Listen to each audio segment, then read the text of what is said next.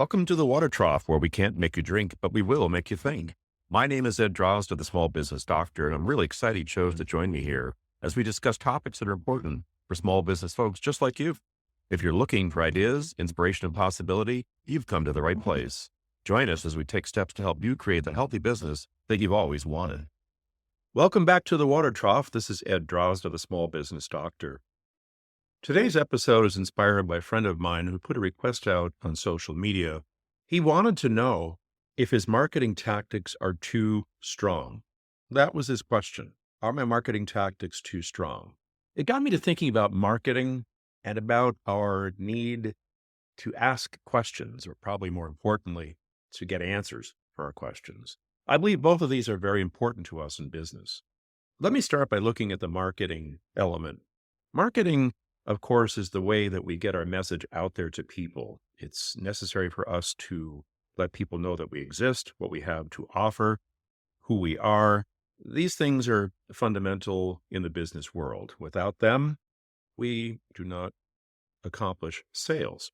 And one of our driving forces to sell that which we're offering to the world. So then we might say that the question posed is my marketing effective? Is it going to attract potential clientele? Needless to say, any sort of message that we put out there will attract the right sort of people. But let's go back to the basics about marketing and how and why we're doing this in the first place. Marketing is designed to tell people that we exist. Marketing is designed to ensure people understand what we have to offer. But before we tell our story, before we put our message out there, we have to first understand who our audience is. Imagine you're in a crowded room, 100 people, and you present an idea. Do you really expect 100 people to totally agree with you, to buy in, and to be on board with you? Of course not. Maybe 50% will, maybe 20%. Who knows? But the expectation that every last one of those people will be on board with you, well, you know better than that. Okay, that's a random audience. You're going to attract those who have an interest in what you have to offer. And thus, one of the fundamentals of marketing that we have to first identify the audience that we're trying to reach. Rather than painting with a broad brush, as I've talked about before, we want to ensure that the message that we're putting out there is designed for the kind of people that we're looking to work with. The more we know about our target audience, the better equipped we are to create the best possible message. We're able to identify the location where they're most likely to get their information. This is critical. Marketing is designed to convey a message, but the message has to be designed for the people that we're trying to find. The message has to be delivered to a place where those people are likely to hang out. It's not a one-size-fits-all sort of thing.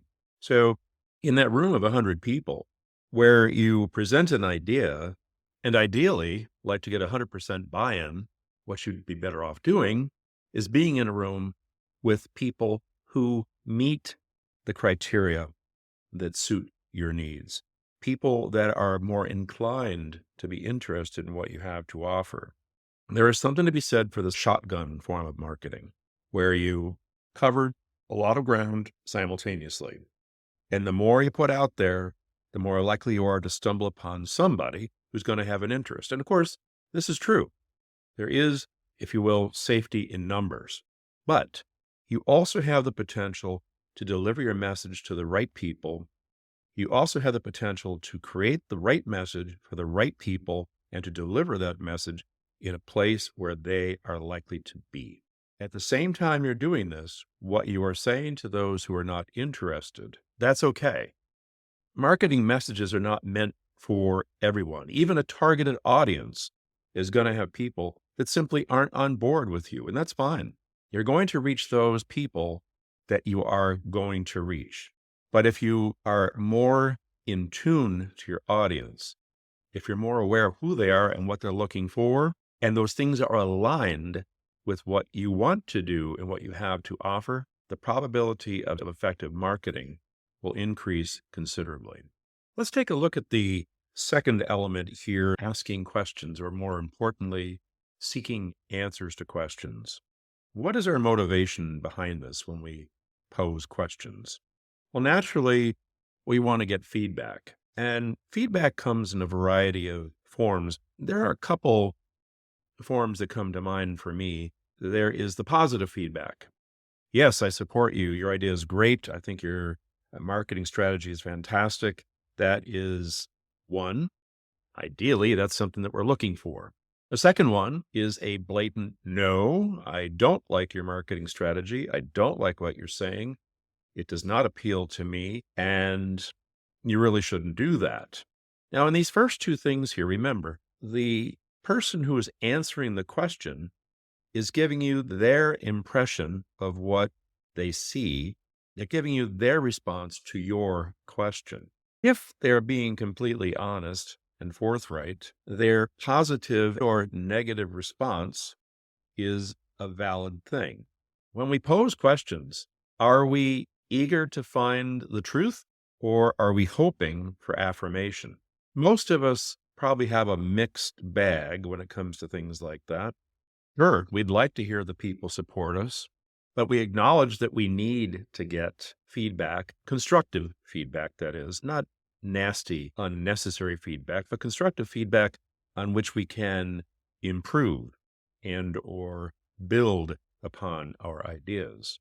But it's not always so black and white as that.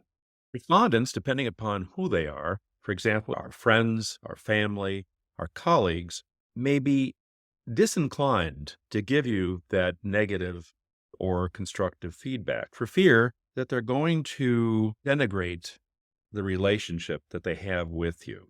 So answers to your questions may not be as valuable as you'd like them to be.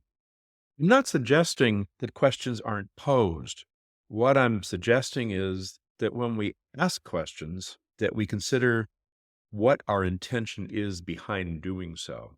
When you ask a client if things are going well for them, when you ask a consumer if the product that they bought from you is working out, i.e., and they're everywhere today, the surveys, the recommendations, all the things that were asked in support of, and I use the word support in quotes, these things are abundant. But what is our intention with those things?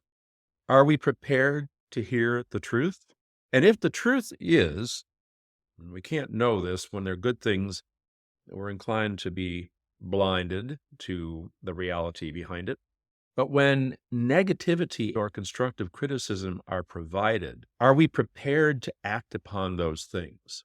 It's not simply enough to say, hey, how am I doing? Without accepting potential response, without accepting, perhaps, the need for us to make changes, to make things better or different. And remember, once again, when we pose a question to a broad audience who has no skin in the game, who has no interest in what it is that we're doing, we're not necessarily seeking the right information. So my thoughts are these: whether it comes to marketing and the preparation that we put into it, or the business of posing questions about how I'm doing, it really takes a lot of forethought. What are we looking for? And what are we, in the case of requesting feedback, what are we willing to do? It's not enough to simply say, thanks a lot. How many of you been on Google or any of a number of places where a negative comment is made? How many times have you seen that the respondent has never been responded to? I don't know about you, but what that tells me is those people merely want to hear the good stuff. When someone responds and says, I understand what you're saying, and we're looking into it, and say, please come back and check us out again, because we're working on that, I have a totally different perspective on who that business person is and what kind of integrity that they have. That's it for today. This is Ed Drozda, and here at the Water Trough, I want to wish you a healthy business. And by the way, if you're interested in being a guest on my show, I look forward to hearing from you. Please reach out at ed@thesmallbizdoctor.com and let's chat about it. I'm always looking for people who have inspiring stories to tell and ideas to share. Again, Ed Drozda at the Water Trough, wishing you a healthy business.